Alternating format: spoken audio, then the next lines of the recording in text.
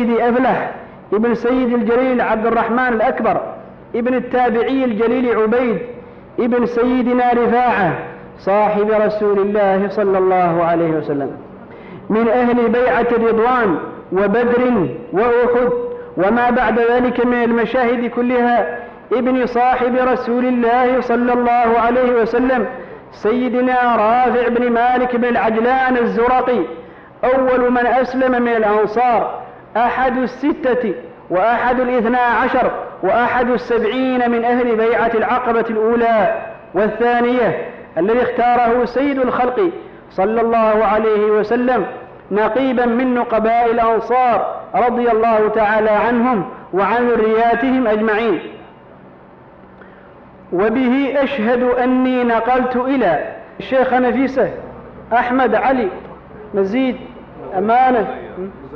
مزيد أمانة وحفظ وصيانة وخدمة أثر عظيم لسيد الأنبياء والمرسلين من الآثار التي شرفني الله عز وجل بانتقالها إلي بأسانيدها الصحيحة المتواترة المتصلة إلى الحضرة الطاهرة النبوية صلوات ربي وسلامه عليه وعلى آله وصحبه وسلم. وصفته شعرة شريفة من الذات النبوية من شعر رأس رسول الله صلى الله عليه وسلم بصفة دائمة ليعم النفع به على المسلمين والبركة على المؤمنين بموجب عقد انتقال الأمانة الموقع بتاريخ الجمعة 22 رمضان 33 و400 وألف هجرية رقم 7 والموثق تحت رقم بدون،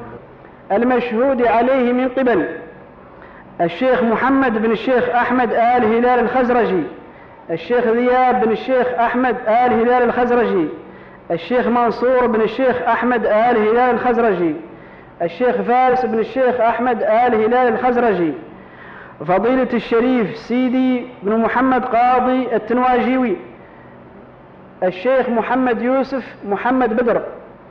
المعتمد منا، وأوصي المنقول إليه بالحرص الشديد عليه وأن يقدمه على النفس والبنين والذرية وأن يحفظه ويصونه ويحرسه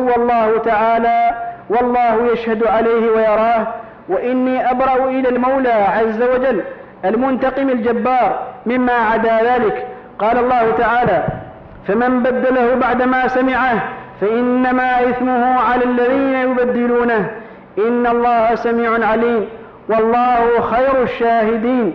والحمد لله رب العالمين، وصلى الله وسلم على سيدنا ومولانا محمد خاتم الرسل المكرمين وآله وصحبه وسلم تسليما. الشهود وتوقيعاتهم.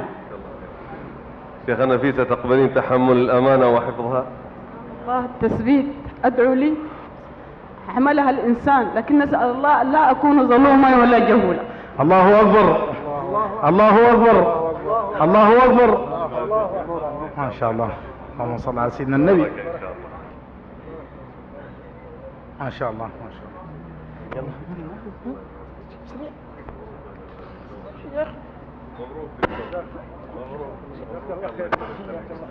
مولاي صل وسلم دائما أبدا على النبي وآل البيت كلهم. مولاي صل وسلم دائما أبدا على حبيبك خير الخلق كلهم. الله يعلم ما بالقلب من ألم، الله يعلم ما بالقلب من ألم ومن غرام بأحشاء ومن سقم على فراق فريق حل في الحرم. فقلت لما هم دمعي بمنسجم على العقيق عقيقا غير منحسب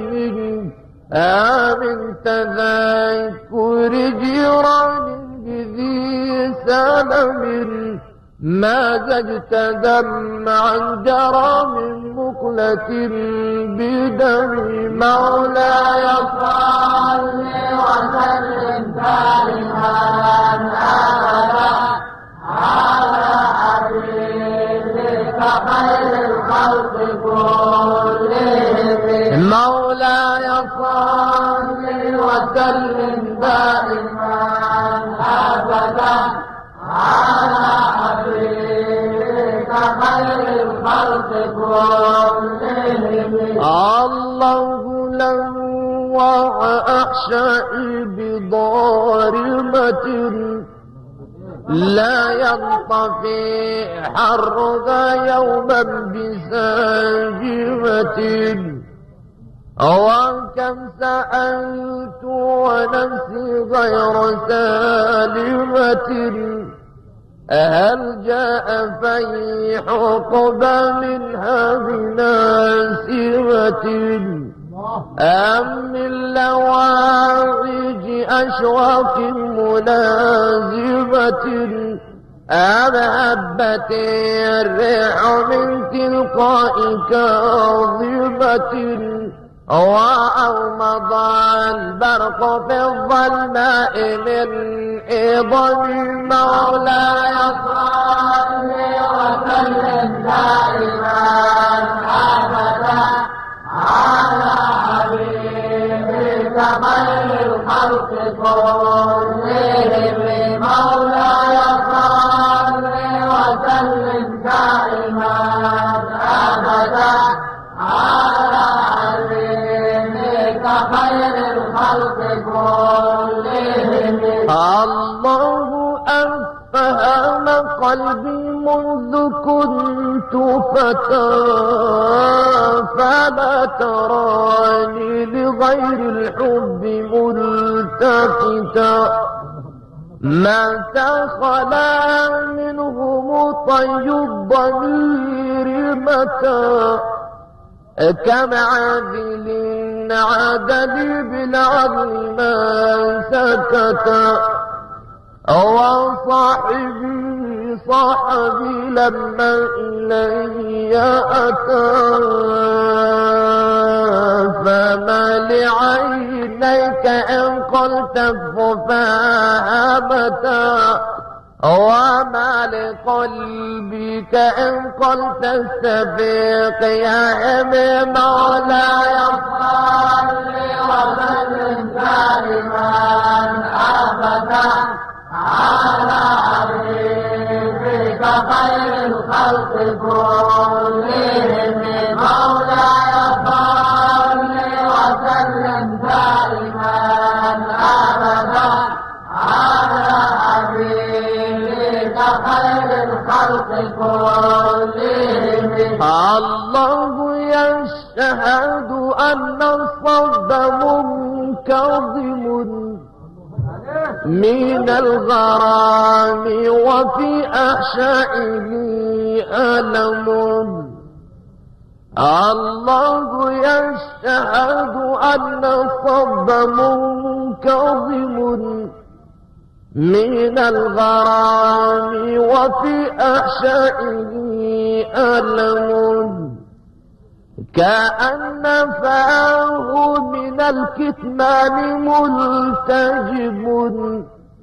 ودمع عينيه من جفنيه منسجم من حر نار لها في قلبه ضرب أيحسب الصب أن الحب منكتم ما بين منسجم منه ومضطرب مولاي